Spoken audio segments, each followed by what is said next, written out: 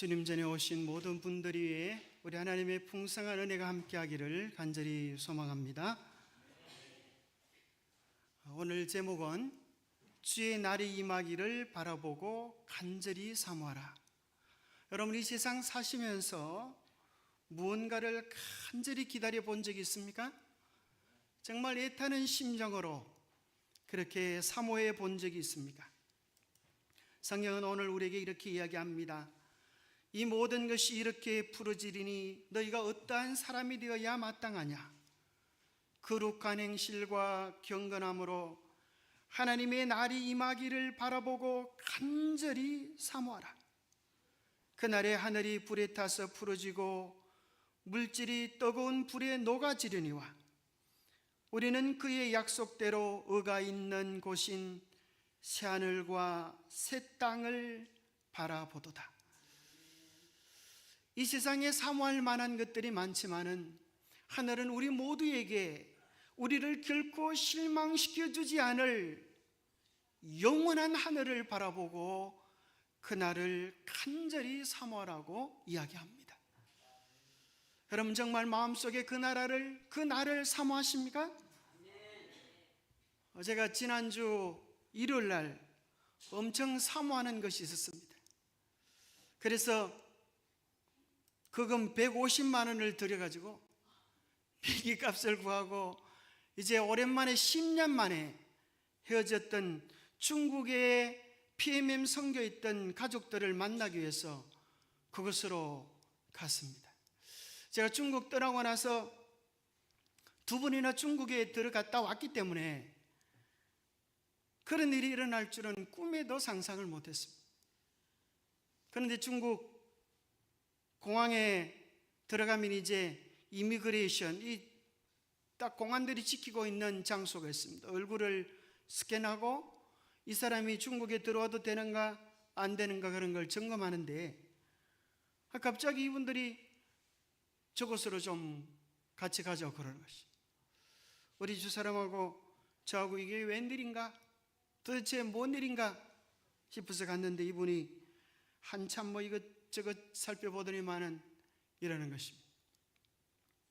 당신들은 중국 보안에 심각한 문제를 유발할 수 있기 때문에 이 나라에 입국할 수 없습니다. 딱 그런 거.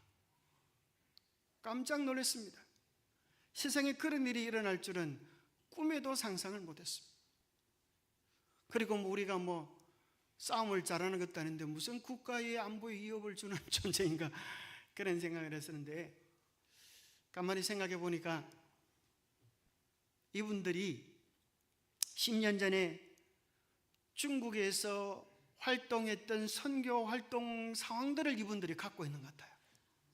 그래가지고 중국에는 1%가 되는 공산당들이 딱 집권하고 있는데 기독교를 싫어하는 이유는 거기 있는 사람들의 사상이 깨우쳐지면 중국의 1%의 공산당들이 집권할 수 있는 세상이 전복될 수 있다고 생각하기 때문에 그들은 기독교를 탄압하는 것입니다. 그럼 저 중국에는 여기 사진에 보는 것처럼 안면 기술이 발달돼 가지고 중국의 어디를 여행하든지 딱 스캔이 되는 거예요. 그리고 그 사람 번호를 그 스캔이 되면 그 사람이 무슨 일을 했는지 모든 신원들이 명확히 나오는 것입니다. 정말 몹시도 참 안타까운 심정으로 돌아오면서 이런 생각이 들었습니다. 이런 세상이 드디어 오는구나. 그리고 또 무슨 생각이 드는가 하면 우리가 복음을 마음껏 전할 수 있는 그런 때도 얼마 남지 않을 수도 있겠구나. 여러분들이 올해 들어서 이제 한강 프로젝트, 그래서 전산 이 모든 화폐들을 이제 디지털 화폐하는 그런 시범 케이스로 그런 운동을 벌이고 있습니다. 이 세상이 모든 것이 전산 시스템으로 바뀌어지면서 마치 중국이 사람의 등급을 매겨놨어요. 이 사람 딱 치면 신용이 있는 사람, 없는 사람, 또 국가의 위협이 될 사람, 이런 것들을 딱 분류해가지고 어떤 사람은 대학교에 합격이 되었음에도 불구하고 그들의 신용 점수가 높지 않으면 학교도 들어갈 수가 없고 또 비행기도 탈 수 없고 이 모든 것들을 통제하는 것입니다. 그런 것들을 보면서 이 세상이 점점 그런 식으로 바뀌어지는 모양이다, 그런 생각이 들면서 우리 안식일 학교 시간에도 얘기했던 것처럼 이 세상에 일어나는 기후들도 만만치 않은 것 같습니다. 올여름 더위는 이제 사람들 건강까지 심각하게 위협하고 있습니다. 어제 하루에만 응급실을 찾은 온열 질환자가 200명을 넘어선 걸로 집계됐습니다. 자, 올해 5월 20일부터 어제까지 발생한 온열 질환자가 한 1,200명 정도 되는데 이게 지난해 같은 기간과 비교를 해보면 2배 반 정도 많은 숫자입니다. 온열 질환 때문에 숨진 걸로 추정되는 사람도 벌써 8명이나 됩니다. 이런 일들이 더 심각해지고, 오늘은 좀 시원하지만 며칠 전에 또 뉴스 보니까 이런 제목이 있답니다. 올해가 가장 덜 덥다. 엄청 덥다고 생각하는데 올해가 가장 덜 덥다. 이게 무슨 소리예요? 앞으로는 더 심상치 않은 일들이 우리를 기다리고 있다, 그런 것입니다. 그래서 조금 전에는 제가 슬픈 이야기를 하나 들려드렸는데 이번에는 좋은 뉴스를 하나 좀 들려드리려고 합니다. 그럼 제가 이 선물을 하나 가지고 왔는데 이 안에 뭐가 들어있을까요?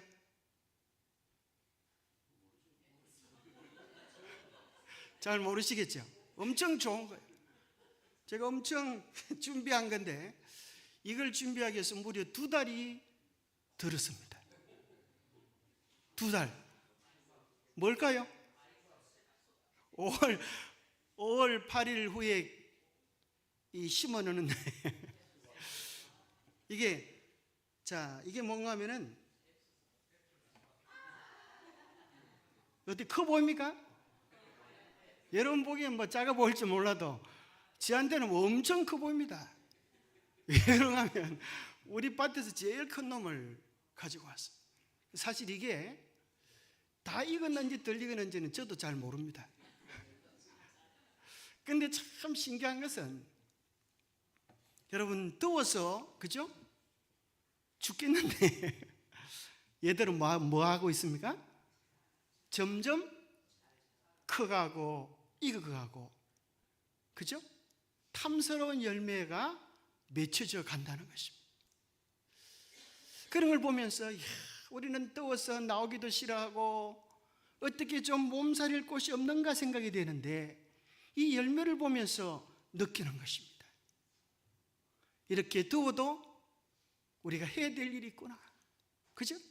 우리가 아무리 힘들어도 해야 될 일이 있구나. 그게 뭐예요? 하나님께서 바라시는 열매로 익어가는 것이다, 그런 생각이 듭니다. 그래서 오늘 열매를 따긴 땄는데 이걸 누굴 드릴까 생각하다 오늘 특별히 생신을 마신 우리 성장하는 가족 애기 하나 보내시기 바랍니다. 애플 수박을 보니까 이게 수박이 작아가지고 뭐 다 먹을 수는 없고 아무래도 생일을 당한 분에게 제가 드리는 게 좋다고 생각이 되어가지고 우리 누구나 한 분, 가족 대표 중에 한 분 나오시기 바랍니다. 이게 별건 아니지만은 2달을 준비한 선물입니다.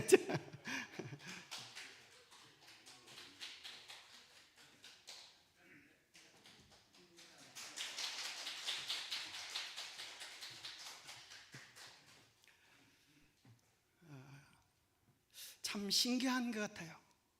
그죠? 저게 처음에는 얼마나 했을까요? 눈곱만하게 이렇게.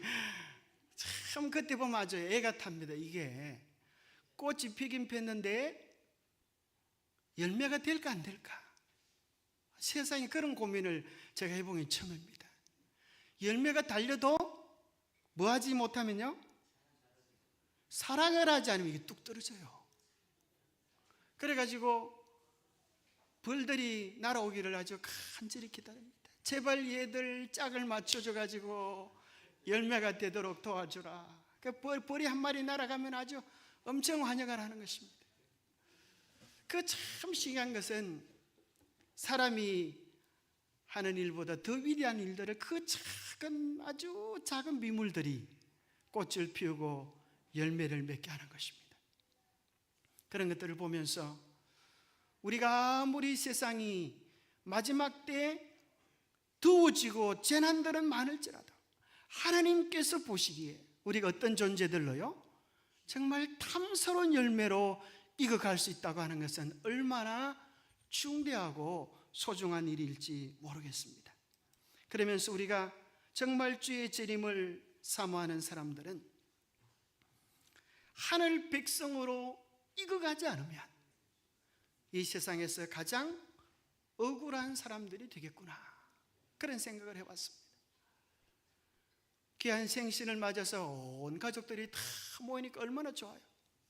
그러나 슬픈 사실은 이 세상에서는 만남은 잠시고 또 헤어져야 하는 것입니다. 우리의 사랑하는 모든 가족들이 영원히 헤어지지 않을 수 있는 비결은 딱 한 가지예요. 그게 뭐예요? 우리 모두가 다 하나님 앞에 신실한 열매로 드려져서 그 나라의 주인들이 되는 것 외에는 다른 방법은 없는 것입니다. 그래서 명절날이 되면 자녀들이 올 때는 반갑지만 갈 때는 자녀들의 뒷모습을 보면서 할아버지 할머니들이 마음속으로 그런다는 거예요. 저렇게 귀여운 놈들을 앞으로 내가 몇 번이나 더 볼 수 있을까? 이것이 정말 필연적인 모습입니다. 세상에서 가장 억울한 일은 무엇인가? 세상에서 가장 억울한 일은 교회 열심히 다니고도 구원받지 못하고 멸망하는 것이다. 이것이 이성복 목사라고 하는 성결교회 부흥 목사가 그렇게 이야기한 것입니다. 물론 지옥은 없습니다만 멸망하고 사라지는 그것이 지옥이라고 성경은 이야기해 줍니다. 그래서 우리는 정말 이 세상의 마지막 재난과 징조들을 보면서 나는 바른 믿음 위에 서 있는가? 정말 주님께서 오실 때에 나는 기쁘게 주님께서 환영할 수 있는 백성으로 살아가고 있는가, 우리 자신을 점검할 필요가 있습니다. 성결교회 부흥 목사였던 이성복 목사의 일화를 소개합니다. 어느 날 그는 역장에게 한 통의 편지를 씁니다. 편지 속에는 한 장의 편지와 함께 지폐 몇 장이 들어있었습니다. 역장님께, 저는 10여 년 전 14살 때 반표를 사기 위해 12살이라고 속였던 청년입니다. 제가 예수님을 믿은 후 그때 일이 마음에 걸려 이렇게라도 사죄합니다. 저를 용서해 주십시오. 가만히 생각해 보니까 천국에 들어가긴 들어가야 하는데 자기의 죄가 해결되지 않으면 들어갈 수 없다는 사실을 깨닫고, 여러분 얼마나 억울합니까? 반표를 사기 위하여 몇 푼 안 되는 것 때문에 천국을 잃어버릴 수도 있다고 하는 생각을 하니까 정신이 번쩍 들었어요. 돈과 사죄의 편지를 보낸 것입니다. 이 편지를 받은 역장은 이렇게 말했습니다. 사람들은 속이지 못해서 안달인데 너는 어쩌면 그렇게 10년 전에 지은 죄를 사죄하느냐? 내가 믿는 종교가 참으로 귀하구나. 역장이 감동을 받았습니다. 제가 중국 들어가면서 깜짝 놀랐습니다. 10년 전의 기록인데 그것이 그대로 살아있는 것입니다. 우리가 해야 될 일은, 주님이 오시기 전에 우리가 정말 준비할 일은 말로만에 사모하는 일이 아니라 정말 온전하게 주님을 사모하는 일이 우리 모두에게 필요한 것입니다. 이 모든 것이 이렇게 부르짖으니 너희가 어떠한 사람이 되어야 마땅하냐? 거룩한 행실과 경건함으로 하나님의 날이 임하기를 바라보고 간절히 사모하라. 그래서 하나님의 나라를 간절히 사모하는 사람들에게 있어서 가장 중요한 것은 어떠한 사람이 되어야 하느냐? 인격됨이 필요하다는 것입니다. 그리고 그것은 거룩한 행실과 경건함으로 나타나야 한다. 그렇게 이야기합니다. 거룩한 행실과 경건이라고 말할 때 경건을 영어로 보면 하나님이라고 하는 갓, 그리고 명사화시키는 니스가 들어갑니다. 그 경건은 인간이 스스로 만들어낼 수 있는 것이 아니라 마치 못이 자석과 오래 붙어 있으면 못이 자성이 생기듯이 하나님과 더불어 교제하는 시간이 많아질 때에 하나님의 거룩한 속성이 우리와 함께하는 것을 이야기해 주고 있습니다. 우리 스스로는 아무도 하늘에 적합한 사람이 될 수 없습니다. 그러나 창세기 6장 9절에 나오는 말씀처럼 우리가 완전한 자, 의인인 자, 하늘에 합당한 자가 될 수 있는 비결이 있는데 그것은 하나님과 동행하는 것입니다. 히브리 성경은 놀랍게도 똑같은 단어를 몇 번이나 반복하면서 그 단어의 의미를 뒤에 있는 단어들이 풀이해 주는 역할을 합니다. 그래서 창세기 6장 9절에 보면 그 당시 온 세상은 죄로 물들고 죄에 탐닉되어져 있을 때 노아를 향하여 뭐라고 이야기하는가 하면 의인이다, 그렇게 이야기해요. 의인이다. 세상에 의인이 있겠습니까? 그런데 성경은 놀랍게도 노아는 의인이다. 의인이란 무엇인가? 그 다음 뒤에 보니까 당대의 완전한 자. 야, 여기 우리가 그렇게 기다리고 바라고 소망하는 완전한 자가 있구나. 어떻게 완전한 자가 될 수 있는가? 그 다음 구절은 이야기하기를 그가 하나님과 동행했기 때문이다. 우리 스스로는 완전할 수 있는 비결이 없어요. 길이 없어요. 어떻게 우리가 완전할 수 있겠습니까? 어떤 사람이 사람 옆에 서가지고 여러분 모양은, 신앙 모양은 왜 그 모양입니까? 나처럼 완전하십시오. 나는 완전한 사람입니다. 그렇게 이야기하면 사람들이 그 말을 곧이 들을까요?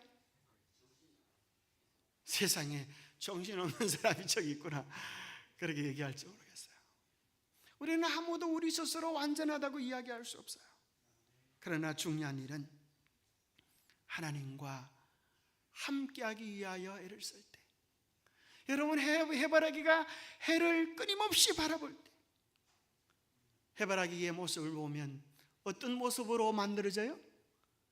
해의 모습으로 익어가듯이, 그 새카맣게 알곡으로 가득 차듯이 나도 모르는 사이에 우리가 주님을 닮은 심정으로 익어지게 되는 것입니다. 그래서 우리가 주님을 닮아갈 수 있는 조로의 때는, 그것을 성경은 뭐라고 이야기하는가 하면 닮아가는 것, 그것이 우리가 주님의 품성으로 익어지는 것이라고 이야기합니다. 그러면서 이야기하기를 우리의 품성이 하늘의 백성으로 준비될 수 있는 기회가 있다면 그 기회는 바로 언제라고요? 바로 지금이다. 바로 지금이다. 하늘나라에 들어오는 조건 가운데 돈이 많으면 너희들 하늘나라에 들어와 주겠다, 이렇게 한다면 저는 그 나라에 들어갈 마음이 없어요. 왜냐하면 그 나라에는 뭐가 없는 나라에 돈이 별로 없으니까 돈 많이 가져오라, 그죠? 그런데 하늘나라에는 길거리가 뭐로 되어 있다는 거예요? 황금거리예요. 그러니 돈을 가져가 하늘에 갈 필요가 없는 거예요. 그 나라에는 무엇이든지 넉넉한 것입니다. 하나님께서 가져오라고 하시는 것은 딱 한 가지가 있는데 그거 뭐예요? 예수님을 닮은 품성이에요. 왜냐하면 예수님은 결코 우리를 원하지 않으신 분이기 때문에, 우리의 품성이 바뀌어지고 하늘 사람으로 서는 것은 우리의 동의가 없이는 불가능한 일이기 때문에 하나님 우리 모두에게 너희들 나를 닮은 품성을 가지고 오너라. 하나님, 우리는 주님을 닮은 품성이 없는데 어떡합니까? 주님 뭐라고 말하는가 하면 아무 걱정하지 말아라. 나를 바라보고 나와 연결되어 있으면 포도가 익어가듯이 해바라기가 해를 닮아가듯이 너희들도 나를 닮아가게 될 것이다. 인생을 헛되이 보내기에는 너무도 짧다. 우리가 영생을 위하여 준비할 은혜의 기간은 불과 며칠밖에 없다. 우리는 낭비할 시간도 없고 이기적 오락을 위하여 쓸 시간도 없고 죄에 방종할 여가도 없다. 내세 즉 영생을 위하여 품성을 개발해야 할 때는 바로 지금이다. 우리가 왜 하나님께서 우리에게 품성을 개발하라고 말씀하십니까? 그것은 우리와 영원히 함께 살고 싶으시기 때문입니다. 여러분들이 아무리 함께 살고 싶어도 뭐가 안 맞으면 살 수가 없어요? 마음이 안 맞으면 살 수가 없어요. 뜻이 안 맞으면 살 수가 없어요. 우리 모두는 영원히 하늘에서 함께 살 사람들이라고 하면 우리의 마음을 어디에 맞추어야 할까요? 하늘에 맞춰야 합니다. 예수님께 맞춰야 합니다. 그런데 우리의 품성을 변화시키는 힘은 인간의 능력도 아니요 하나님의 능력입니다.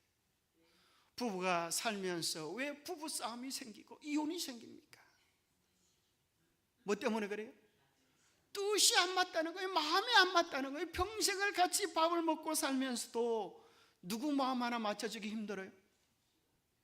자기 부인 마음 하나, 자기 남편 마음 하나 맞춰주기가 사실은 기적 같은 일인 것입니다.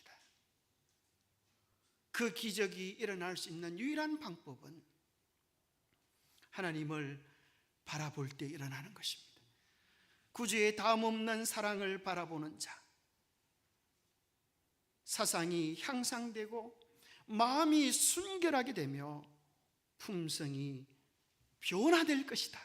얼마나 놀라운 약속입니까? 이제 여러분 매일 주님을 바라보게 되기를 바랍니다. 특별히 어떤 주님이요? 우리를 담없는 사랑으로 사랑하시는 주님을 바라보시게 되기를 바랍니다. 주님, 우리가 부족할지라도 연약할지라도 우리를 구박하면서 야, 너는 왜 그 모양이야? 이렇게 말씀하실까요? 안 그러실까요? 그러지 않으세요. 우리가 어떤 모습이든지 주님께로 나아가기만 하면 주님은 우리를 향하여 두 팔 벌리며 달려오십니다. 변화의 법칙이 이것입니다. 회개하는 죄인은 세상 죄를 지고 가는 하나님의 어린 양의 그 눈을 고정시키도록 하라. 그는 바라봄으로써 변화를 받게 된다. 그리스도를 바라봄으로써 우리는 변화하게 된다. 여러분들이 사람을 바라보면 어떻게 될까요? 사람을 바라보면 어떻게 될까요? 두 가지. 하나는 비교하면 하나는 비참해지든가 하나는 교만해지든가 둘 중에 한 가지밖에 없습니다. 우리는 사람을 바라보면 실망하게 되고 좌절하게 되고 낙담하게 되지만 그리스도를 바라보는 사람들은 그 마음속에 희망과 용기로 가득 차게 될 것입니다. 그리고 그 사랑으로 이웃을 사랑하는 힘을 얻게 될 것입니다. 하나님의 품성을 담기를 원하는 자들은 만족함을 얻을 것이다. 성령께서는 결코 예수를 바라보는 자를 돕지 아니하신 채 버려두지 않으신다. 만일 그리스도께 눈을 고정시킨다면 성령의 역사는 그 영혼이 그리스도의 형상과 같아질 때까지 쉬지 않으신다. 아이고, 제가 상처를 많이 받았습니다. 제가 실망했습니다. 그 말은 죄송하지만 앞에 주어가 빠져 있어요. 내가 뭐 했다는 거예요? 내가 사람을 바라보았다는 거예요. 내가 사람을 예수님보다 더 많이 생각했다는 거예요. 그리고 그 문제를 풀기 위하여 여러분이 애를 쓰면 쓸수록 여러분은 더 깊은 진흙구덩이 속으로 빠져들어갈 수밖에 없어요. 우리 인생의 답은 언제나 예수 그리스도 뿐이라고 하는 사실을 기억하고 우리의 시선을 예수님께 고정시키게 되기를 바랍니다. 그렇게 하면 성령의 역사는 우리 영혼이 그리스도의 형상과 같아질 때까지 쉬지 않게 우리를 도와주실 것입니다. 그래서 이제 우리는 더 이상 누가 어떻더라 저떻더라 하는 사람의 말로 우리의 마음에 상처를 주는 일들을 그만두게 되기를 간절히 바랍니다. 열처녀의 비유의 비유 속에서 우리는 배우게 됩니다. 하나님의 성령이 없이는 하나님의 말씀을 아는 것은 아무 소용이 없다. 성경을 많이 안다고 하는 것, 교회 오래 다녔다고 하는 것, 어떤 직분을 가졌다고 하는 것, 그것이 아무 소용이 없다는 것입니다. 성령께서 우리의 심령을 깨우쳐 주지 않으면, 그리고 우리의 부족을 보지 못하면, 하나님의 사랑에 우리의 마음이 고정되지 않으면 교회를 오래 다녔다고 하는 것이 우리의 품성을 변화시켜 주는 것이 조금도 도움이 되지 않는다고 하는 것입니다. 우리의 마음을 하늘의 뜻이 굴복시킬 때, 그때 그 역사가 일어나는 것입니다. 품성의 변화는 마음속에 그리스도가 내재하신다는 증거이다. 하나님의 성령은 영혼 속에 새 생명을 나게 하시고 생각과 욕망을 그리스도의 뜻에 복종케 하신다. 품성의 변화는 주님께서 우리 안에 계시다고 하는 증거이고, 또 주님의 뜻에 우리 자신을 굴복시켰다고 하는 증거입니다. 제레미 연수원에 가서 배운 것 가운데 한 가지가, 이 모든 식물들은 광합성을 하면서 에너지를 만들어 가는데, 이 광합성의 원리를 보면 물을 분해시켜서 수소와 산소로 만들어내는 역할을 한다는 거예요. 물을 어떻게 찢어지게 하는가? 물을 어떻게 깨어지게 하는가? 여러분, 물을 어떻게 하면 수소와 산소로 분리되게 할 수 있겠어요? 물을 여러분 펄펄 끓는 물에 집어넣으면 수소와 산소로 분해가 됩니까? 그렇지 않아요. 수증기가 되어서 여전히 정발할 뿐인 것입니다. 그런데 물이 깨어져서 수소와 산소가 되어지도록 하려고 하면 반드시 무슨 일이 일어나야 되는가 하면 빛이 와야 된다는 거예요. 빛이 오면 희한하게도 H2O를 H와 O로 분리되게 하여서 생명의 역사가 일어나게 한다는 것입니다. 빛이신 예수 그리스도가 우리 안에 와야 하고, 그 빛이 올 때 자아를 굴복시키는 역사 속에서 모든 식물들은 꽃으로 열매로 익어갈 수 있다는 거예요. 그래서 우리가 먹는 모든 열매들은 다 무한 열매를 먹는가 하면 자아가 깨어진, 자아가 죽은 열매들을 먹는 것입니다. 그래서 우리가 광합성을 통하여 에너지를, 생명을 얻는 것처럼 우리가 모든 빛들 속에서, 말씀과 기도 속에서 자아가 깨어지고 주님의 뜻이 우리 안에서 꽃으로 열매로 익어가는 백성들만이 우리 주님께서 오실 때에 하늘 백성으로 영접되게 될 것입니다. 저는 중국에 분명히 들어갈 수 있으리라 생각하고 발을 내디는데 돌아가라는 거예요. 그때 얼마나 억울했던지. 중국 같으면 제가 돌아오면서 그랬습니다. 이놈의 나라 내가 안 가고 만다. 그렇지만 들어갈 수도 없지만 이 나라는 안 가고 말아도 되는 나라지만, 여러분들이 만약에 하늘에 발을 내디르는데 띵, 당신은 아직 해결되지 않은 문제가 있습니다. 돌아가십시오. 그런다면 여러분, 억울해서 어떻게 하겠습니까?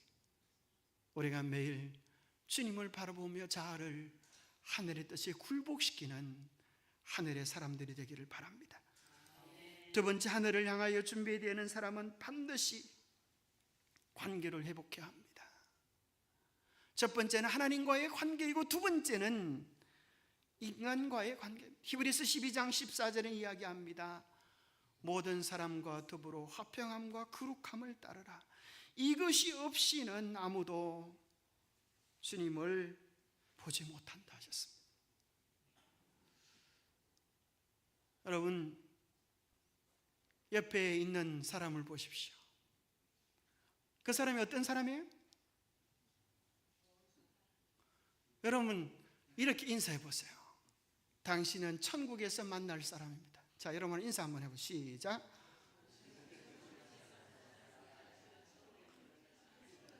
여러분 정말 그렇습니까? 천국에서 만날 사람이라고 하면 이제 우리의 마음속에 어떤 사랑이 필요한가 하면 영원한 사랑이 필요한 것입니다. 천국에서 영원히 살 사람인데 볼 때마다 믿고 성질나면 어떻게 살겠습니까? 그래서 성경은 이렇게 이야기하는 것입니다. 이것이 없이는 아무도 주를 볼 수가 없다. 그래서 우리가 하늘에 속했다고 하는 증거가 무엇인가 하면 요한일서 3장 14절 15절에 보면 형제를 사랑함으로 사망에서 옮겨 생명으로 들어간 줄을 알거니와 사랑하지 아니하는 자는 놀랍게도 아직 천국에 멀었다. 그렇게 이야기하시는 거예요. 그래서 그리스도인들은 어떤 측면에서 원수가 없는 사람입니다. 그 정의란 이런 원수는 있을 수도 있어요. 시편에 보면 다윗이 고백하기를 나는 그들을 사랑하나 그들은 나를 미워하니 나는 기도할 뿐입니다. 그래서 그리스도인들은 우리가 참된 그리스도인이 되면 적어도 내가 미워하는 사람은 없어야 합니다. 나를 미워하는 사람은 존재할 수 있어요. 그건 내가 어찌할 수 있는 영역이 아니기 때문에 그래요. 그래서 어떤 인간관계의 법칙에 보면 6대 3대 1의 법칙이 존재한다 그래요. 60%의 사람들은 보통 내 주변에서 나를 사랑하는 사람들이고 30%의 사람들은 내가 아무리 애를 써도 별 관심 없는 사람들이고 10%의 사람들은 나를 미워할 수 있는 사람들이다 그런 거야. 여러분, 10%의 사람들이 나를 미워한다고 해서 내가 그들을 미워할 필요는 없는 거예요. 인간관계 속에 그럴 수도 있지만 주님께서 원하시는 것은 우리 모두가 그러한 사람이라 할지라도 그리스도의 심정으로 사랑하기를 원하시는 것입니다. 그렇게 사랑할 때 하나님은 그를 향하여 내게 속한 사람이다, 하늘에 속한 백성이라고 말씀해 주십니다. 잠시 잠깐 오면 오시리가 오실 것입니다. 그런데 중요한 것은 주님께서 우리를 향하여 큰 상을 가지고 오실 터인데 우리에게 필요한 것은 인내라고 하는 것입니다. 세상에 가장 억울한 사람은 믿음을 잘 간직했다가 우리 주님께서 오시기 전에 똑 떨어지는 사람이에요. 얼마나 억울합니까? 그래서 우리에게 뭐가 필요하다고요? 인내가 필요하다. 다른 말로 하면 끝까지 사랑하는 것이 필요하다는 거예요. 끝까지 믿음을 유지하는 것이 필요한 거예요. 마귀는 우리를 천국에서 떨어지도록 하기 위하여 우리의 가장 예민하고 아픈 부분을 공격할 것입니다. 이것이 마지막 시대 마귀의 전략이에요. 우리가 뭐 해야 하는가?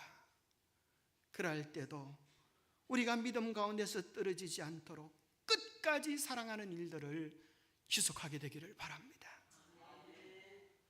오늘 밤에 혹 자는 밤에 갈지라도 내일 주님을 만날 사람으로 준비되게 되기를 바랍니다. 어린아이가 자다가 일어나서 엄마 언제 왔어? 그렇게 얘기하듯이 주님이 오시는 날이 그와 같을지 모르겠습니다. 천국으로 주님은 우리를 초대하십니다. 우리가 다 천국에 있기를 원합니다. 우리의 보증인이신 그리스도께서는 그 사랑을 받을 자격이 있으신 것은 물론 당신께 나오는 모든 사람을 넉넉히 구원하실 수 있으시다. 이게 정말 감사한 사실은 과거의 경험이 없다든지 그의 현재적 환경이 아무리 절망적이랄지라도 연약하고 속절없고 낙담한 현 상태 그대로 예수님께 나아가면 우리의 자비하신 구주께서는 멀리서부터 우리를 맞아 당신의 사랑의 팔과 의의 두루마기로 감싸주신다. 우리는 아무도 믿음이 부족해서, 성품이 부족해서, 사랑이 부족해서 나는 천국에 들어갈 수 없겠습니다 말할 사람은 아무도 없습니다. 문제는 성령께서 오늘 우리의 마음을 두드리실 때에 우리의 마음을 열고 주님 사랑하라고 하시면 제가 제 스스로의 힘은 못하지만 사랑하겠습니다, 주님께 나아가겠습니다 라고 우리의 마음을 드리기만 하면 오늘 우리가 천국에 합당한 사람들로 설 수 있다고 하는 이 놀라운 사실로 인하여 감사하시게 되기를 바랍니다. 마태복음 25장에는 세 가지 비유를 통하여 천국을 이렇게 준비하라고 말씀하십니다. 열천의 비유를 통하여 우리에게 지혜 있는 종이 되라 그렇게 말씀하십니다. 달란트의 비유를 통하여 하나님께 충성하는 종이 되라. 양과 염소의 비유를 통하여 이웃에게 사랑을 실천하는 자가 되라고 말씀하십니다. 지혜로운 자는 이 말씀을 자신의 삶에 적용시켜 자신을 변화시켜 가는 사람입니다. 하나님께 우리 자신을 드리기만 하면 하나님께서 우리 안에 그 일을 이루어 주실 것입니다. 있었던 한 이야기를 소개해 드립니다. 오하이오주 톨레도 한 패밀리 레스토랑에서 있었던 이야기인데요, 가족과 함께 외식을 온 8살짜리 마일스라고 하는 한 아이가 있었습니다. 가족과 함께 외식을 하기 위하여 기쁘게 오는 길에 주차장에서 세상에 이게 웬 떡입니까? $20를 주셨습니다. 그래서 마음속에 이런 생각을 했어요. 야, 이 $20로 가면 내가 좋아했던 게임기를 살 수 있잖아. 그러나 잠시 후에 이 마일스가 생각을 바꿨습니다. 바로 저쪽 건너편에서 식사하는 한 군인을 보았습니다. 그리고 마음속에 무슨 생각이 들었는가 하면 이 아이가 군인 아저씨를 보니까 아빠 생각이 났습니다. 자기 아빠가 전쟁터에서 돌아가신 분이거든요. 그리고 마일스는 아빠 생각에 그 군인 아저씨에게 쪽지를 썼습니다. 아저씨, 우리 아빠도 군인이셨어요. 지금은 하늘나라에 계셔요. 여기 오다가 주차장에서 $20를 주었는데 나라를 위해 수고하시는 멋진 군인 아저씨께 작은 돈이지만 식사 대접을 하고 싶어요.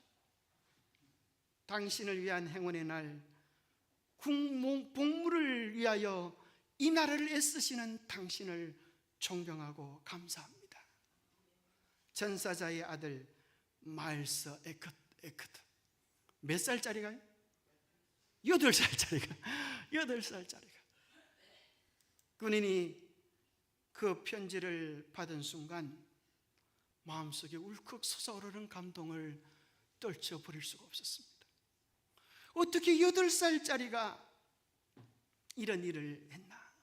그의 아버지는 육군 상사였는데 마일스가 태어나기 5주 만에 이라크에서 전사를 했었습니다. 이 쪽지를 받은 미군 중령 프랭크 델리는 이 순간을 믿을 수가 없었어요라고 했습니다. 어떻게 8살짜리는 자기밖에 모르는 아이인데 어떻게 군인에 대한 이런 존경의 마음을 가지고 자기 게임기를 사지 않고 자기 욕심을 부리지 않고 다른 사람을 위하여 배려하는 마음을 썼을까? 너무 감동이 있었어요. 그래서 손에 쥔 메모와 현금, 유가족인 소년이 현역 군인을 대하는 아빠에 대한 깊은 존경심이 느껴져서 그는 그 내용을 혼자만 간직할 수가 없어서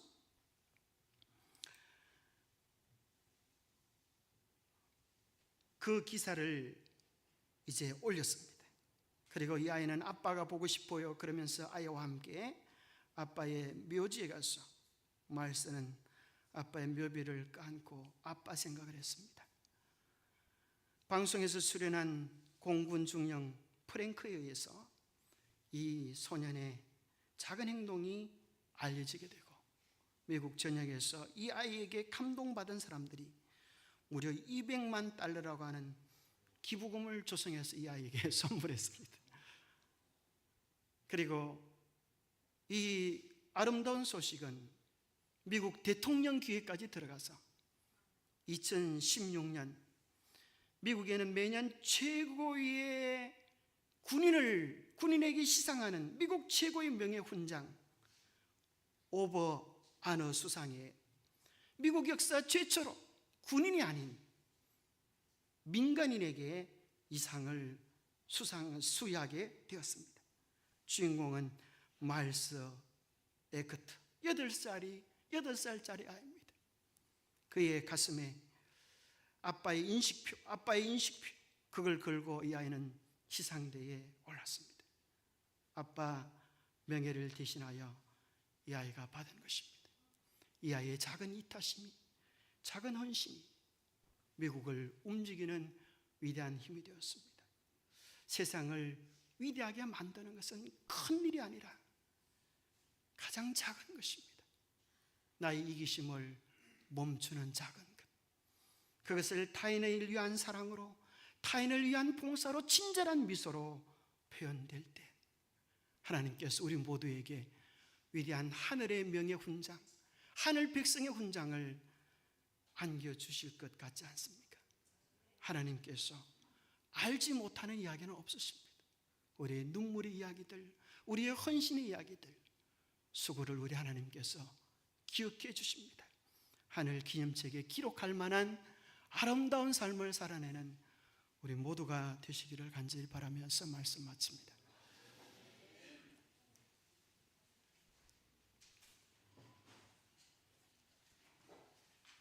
하나님 아버지, 우리를 향한 귀하고 놀라운 사랑을 인하여 감사를 드립니다.